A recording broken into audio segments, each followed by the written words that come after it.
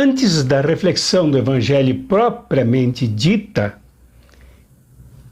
apresento a vocês aqui esta estola maravilhosa, linda, feita por indígenas, se não me engano, peruanas, mulheres do Peru, indígenas, e que foi comprada nos Estados Unidos e trazida para um presente a mim pela irmã Joana. Esta estola linda, feita por indígenas, contém todas as cores do calendário cristão, as cores litúrgicas. Lindíssima.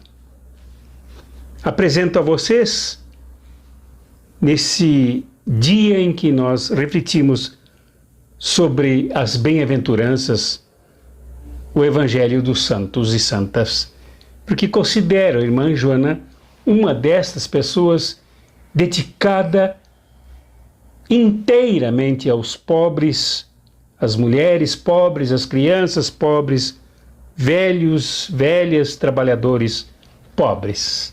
Muito obrigado, irmã Joana, se por acaso ela assistir esta reflexão do Evangelho. Aproveito para pedir a vocês que deem likes aqui neste vídeo e em outros, no canal Cartas Proféticas e também no canal Espiritualidade Revolucionária. Inscrevam-se nesses dois canais, por favor. Comentem. Os comentários de vocês são abençoadores. Seguidamente eu menciono aqui os nomes de pessoas que deixam aqui seus comentários que complementam as reflexões que fazemos. E ajudem a divulgar esses nossos dois canais, a compartilhar os vídeos entre os contatos e relacionamentos de vocês. Hoje o Evangelho é o de São Mateus sobre as bem-aventuranças. Neste domingo, 6 de novembro de 2022, o 13º do tempo comum. É o de Mateus, no capítulo 5, do versículo 1º ao 12a. Leiam aí, por favor, deem pausa e leiam esse Evangelho para depois acompanharem a reflexão. Por gentileza.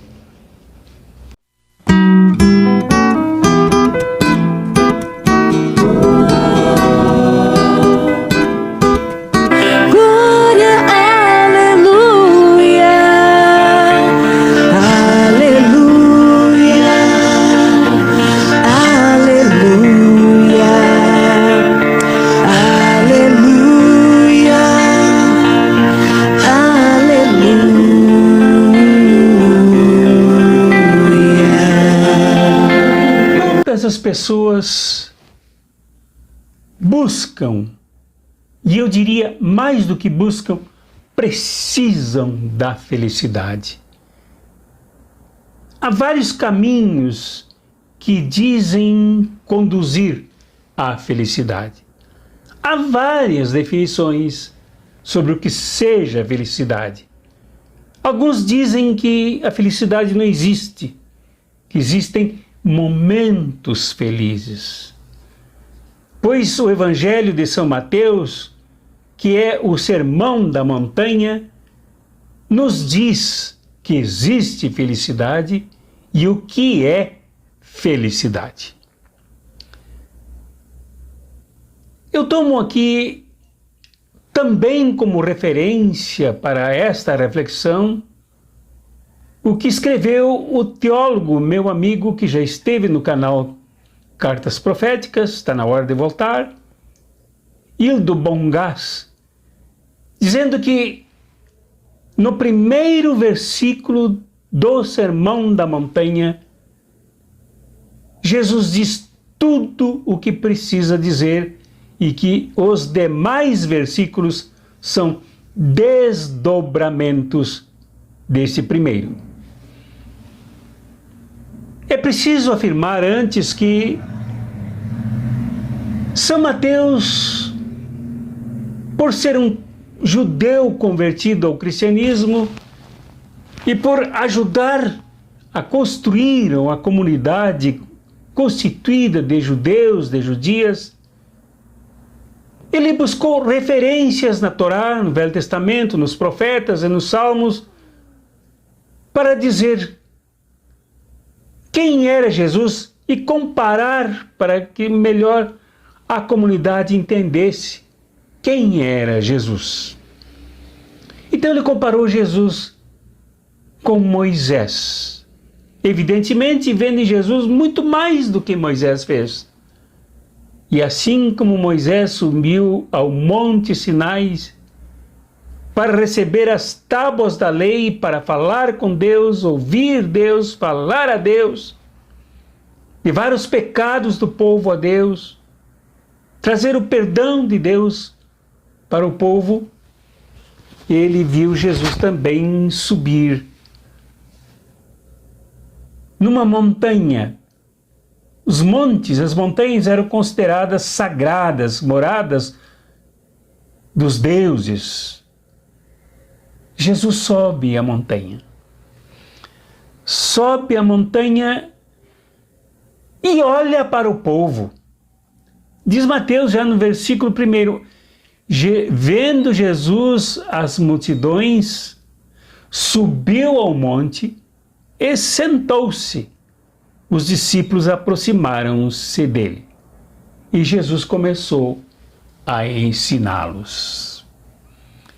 Desde a montanha, Jesus então compartilha um novo código, que não era mais o código legalista, o código das leis mosaicas, da Torá, seguidas dogmática e fanaticamente pelos fariseus, mas é um novo código que define a felicidade como bem-aventurança.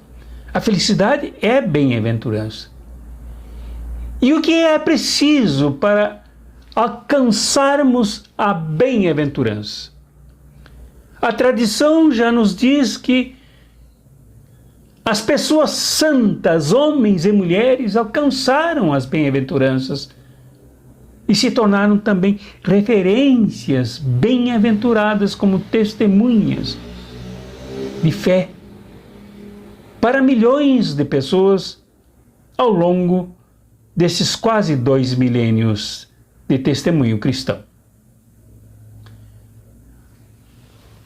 Mateus, então, ao descrever as bem-aventuranças, ele diz que as bem-aventuranças, bem-aventurados são os pobres de espírito, porque deles é o reino dos céus. As bem-aventuranças que significam a felicidade completa para as pessoas, que santifica as pessoas, ou que descreve o estado espiritual das pessoas santas, começa pelos pobres. Os pobres são bem-aventurados, são felizes, porque deles é o reino dos céus, na linguagem de Mateus, que compara céus, sinonimiza céus com o próprio Deus. Céus é a palavra que significa Deus, dita por um judeu fora do sábado. Então, dos pobres é o reino de Deus, é o reino dos céus. O reino que Jesus veio trazer, o reino de Deus, o reino dos céus, não veio porque as pessoas eram pobres. Não é um elogio aqui à miséria e à pobreza. Mas os pobres receberam o reino porque ele não admite a miséria e a pobreza causada pelos sistemas econômicos, sociais e políticos, como veremos aqui ao longo desse evangelho. Então, o reino veio primeiramente para os pobres. A orientação preferencial do reino são os pobres. É para eles que o reino se dirige. E tudo mais é decorrência desta centralidade do reino. No momento e não só no momento, mas numa conjuntura, num contexto em que os pobres eram rechaçados ao máximo. Quando leprosos abandonados fora das cidades. Quando cegos deixados a esmolar à beira das estradas. Quando crianças enxotadas para não se aproximar das pessoas santas. Quando mulheres arrastados pelas ruas, abandonados, discriminados, usados, abusados. Quando estrangeiros, considerados pagãos, ímpios e indignos de santidade. Quando julgados pecadores, excluídos do templo, onde não podiam chegar, como por exemplo os publicanos, entre eles o próprio Mateus, a quem se atribui a redação deste evangelho. No entanto, Jesus como que abre espaços no meio de toda esta rigidez, esta barbárie, esta violência, esta opressão, e diz: não, o reino de Deus que eu venho trazer é primeiramente para os pobres. Porque são pobres, a sua pobreza, a sua miséria, seu estado de degradação se dá por causa dos outros reinos. Então, o meu reino vem fazer os pobres bem-aventurados. E quais as características desses pobres? Os aflitos. A pobreza traz aflição. A pobreza decompõe a saúde mental. A pobreza decompõe o estado emocional de tranquilidade nas pessoas que não têm o que comer, não têm onde morar, não têm justiça, não têm acolhimento. A aflição angustia, desintegra e degrada o ser humano, ou no dizer de Gênesis, a imagem e semelhança de Deus nas pessoas. Mas Jesus promete que ele veio trazer o reino para fazer bem-aventurados os aflitos, os mais empobrecidos, que recebem chuvas porque não têm teto. São atingidos pelas tempestades da natureza porque não têm abrigo. Por isso, a aflição. Também na hora da doença, com a perda de entes queridos que morrem prematuramente por falta de atendimento, deixa as pessoas em estado permanente de aflição. Mas Jesus promete que ele vem trazer o reino para fazer bem-aventurados os aflitos, consolando-os para sempre. E Jesus diz que os mansos possuirão a terra. Aqueles que são desterrados, aqueles que são expulsos, aqueles que não têm onde plantar e habitar,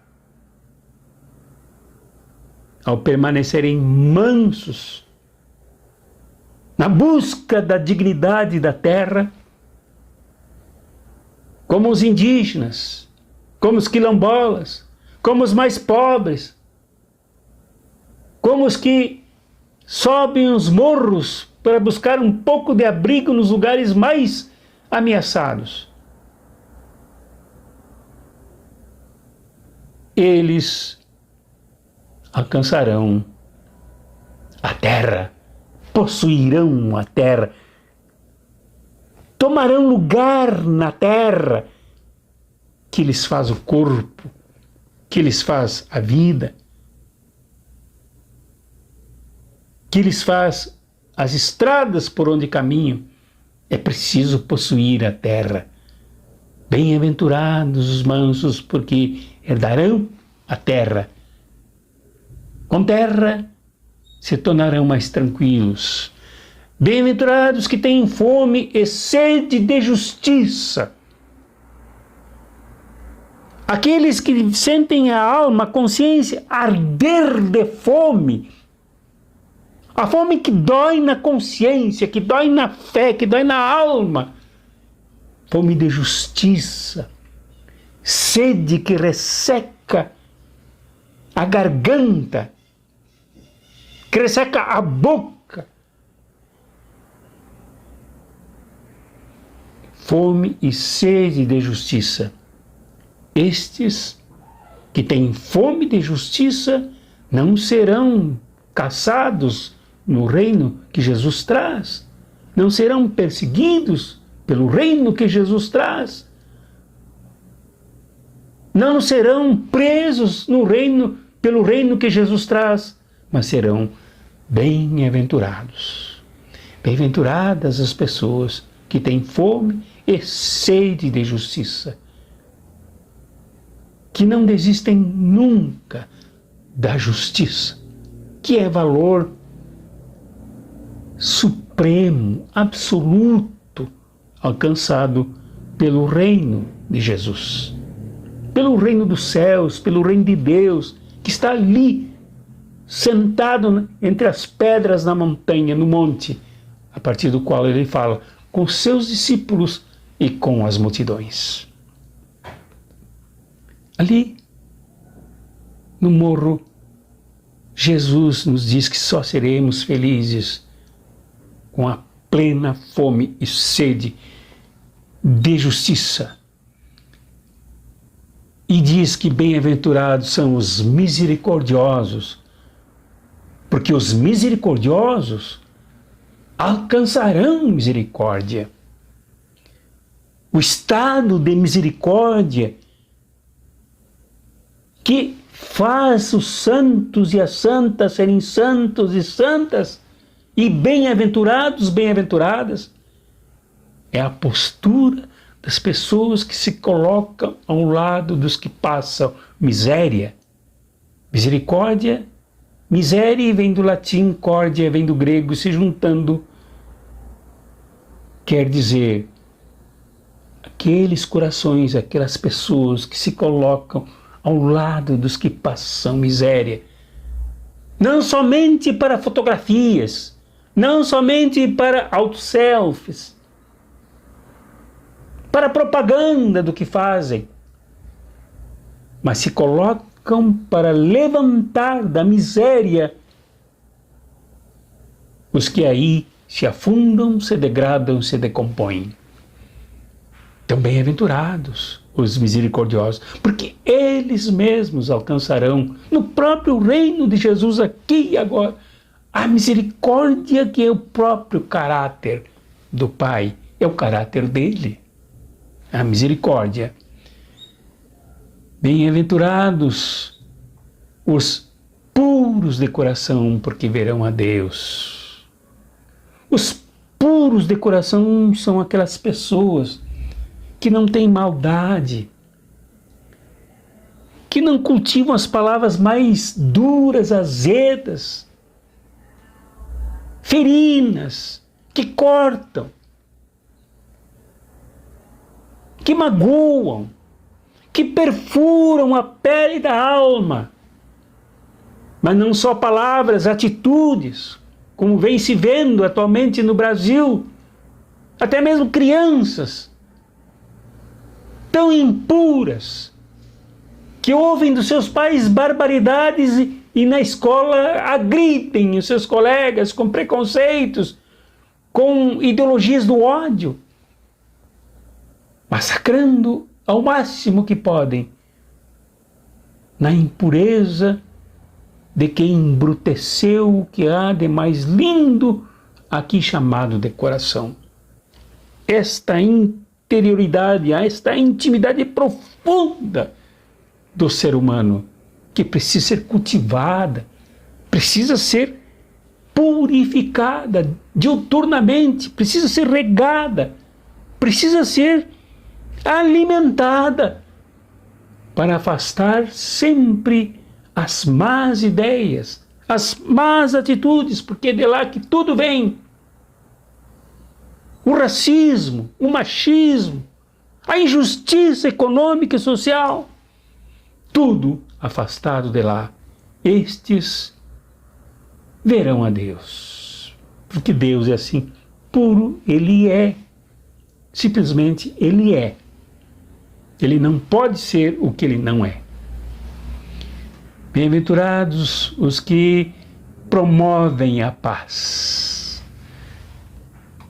os que têm fome e sede de justiça, os misericordiosos puros de coração, necessariamente são bem-aventurados na promoção da paz.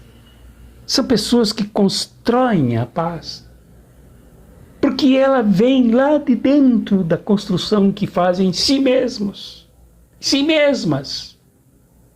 Então promovem a paz a todo momento. Não são molengas, não são frouxas, mas são pessoas que constantemente tentam encontrar no meio dos conflitos os caminhos da paz e a constroem. Lutam por ela. Paz em forma de terra para os mansos. Paz em forma de comida para os que passam fome. Paz em forma de um mínimo de tranquilidade e serenidade para os aflitos. A paz é construída e promovida pelos bem-aventurados, pelas bem-aventuradas, que a buscam não somente em si, batendo no peito, eu tenho Jesus, por isso eu tenho paz. Não, é a paz para todos. Onde quer que seja necessário. A paz.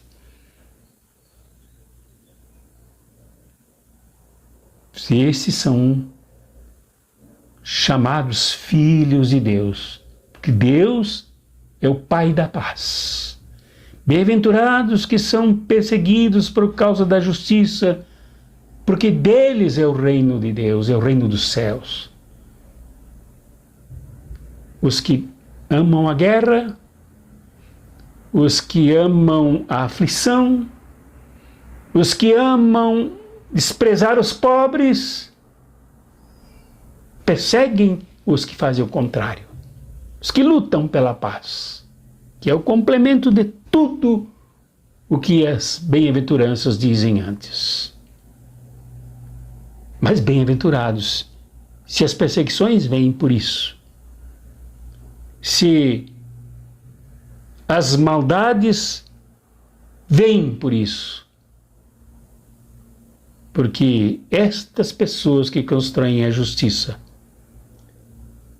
encontram o reino de Deus. Por isso são felizes.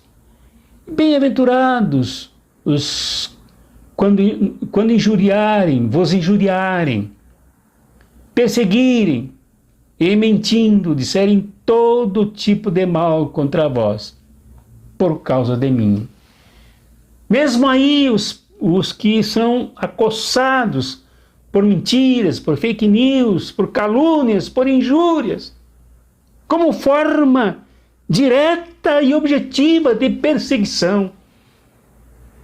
Mas se for por causa da justiça, se for porque no fundo seguem o projeto do reino que Jesus veio trazer, serão bem-aventurados, bem-aventuradas. E é isso o que importa quando Jesus encerra as bem-aventuranças, chegando ao máximo da felicidade, quando diz: alegrai-vos, exultai, porque será grande a vossa recompensa nos céus. Depois de passarmos por todas as perseguições, por causa dele, certamente nos alegraremos e exultaremos, porque temos a causa que traz bem-aventurança para todas as pessoas que passam por miséria, passam por aflição, passam por fome, são atingidas pela injustiça. Se nós seguirmos Jesus, nós lutaremos para que o mundo mude para essas pessoas e elas sejam bem-aventuradas. Este é a grande proposta para o Brasil nesse momento. Nós passamos por uma eleição que chegou a ser chamada também de campo de batalha, de briga, de guerra, de violência. Mas precisamos agora construir as marcas do reino que Jesus veio nos trazer aqui, definidas nas bem-aventuranças. Por isso eu concluo com uma anedota. Conta-se que uma professora levando alunos e alunas a visitar uma igreja em Turim, na Itália, ela perguntou aos seus alunos sobre várias coisas dentro da igreja, quando um deles então perguntou à professora que significavam aqueles vitrais luminosos e belos que ornamentavam o templo. Ela então respondeu: representam os santos, homens e mulheres que viveram de forma especial e forte a amizade com Jesus. Poucos dias depois, no dia de Todos os Santos, como nos aconteceu nessa semana, agora aqui, dia 1º de novembro de 2022, um sacerdote perguntou aos mesmos alunos: alguém saberia me explicar quem foram e o que fizeram aqueles que a igreja venera como santos?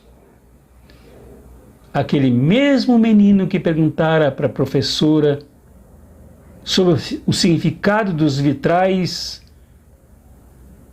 levantou uma das mãos e, com voz firme e confiante, respondeu: são os que deixam a luz passar.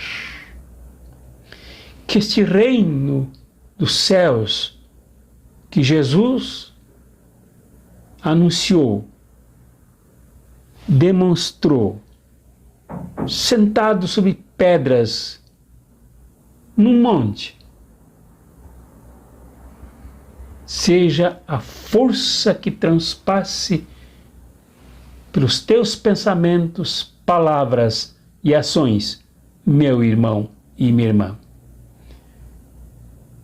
Que este reino de Jesus, que qualifica a verdadeira felicidade que devemos alcançar, que não é a do consumo, que não é a oferecida pelo mercado, que não é a das arminhas, que foi derrotada agora, não é a da concorrência e da competição que faz o mais forte esmagar o mais fraco, mas é a felicidade das bem-aventuranças do reino. Te abençoe, meu irmão, minha irmã, te fortaleça e faça de ti este vitral luminoso, que de tal forma seja assim, que por onde tu passares, tu deixes esta iluminação toda tomar conta do ambiente onde tu lutas, onde tu vives, onde tu constróis o teu currículo eterno. Em nome do Pai, e do Filho, e do Espírito Santo. Amém. Quando lutas vierem me derrubar, firmado em ti eu estarei, pois tu és meu refúgio, ó Deus. E não importa onde estiver, no vale ou no monte, adorarei, e a ti eu canto glória, aleluia, aleluia, aleluia, aleluia,